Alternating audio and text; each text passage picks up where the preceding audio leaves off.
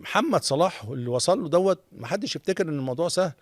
يعني انا بالنسبه لي ده نموذج مش هتكرر في مصر تاني.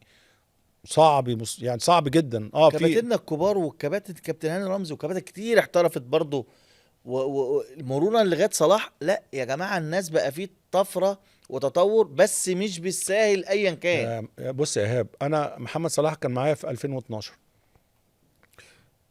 البروفايل بتاع محمد صلاح 2012، انا بتكلم بس على ايوه. على جسمه، اه.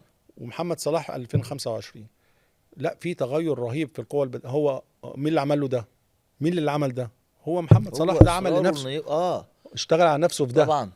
لغة محمد صلاح هاته في 2012 وهاته في 2025. الراجل بيروح يتكلم امير انجلترا ولا امير الولايه، طبعا وبيقعد وفي الاحتفالات حط نفسه في مين مكانه. مين اللي عمل ده؟ بس عناه هو. هو هو مظبوط. هات محمد صلاح في الجزء دوت.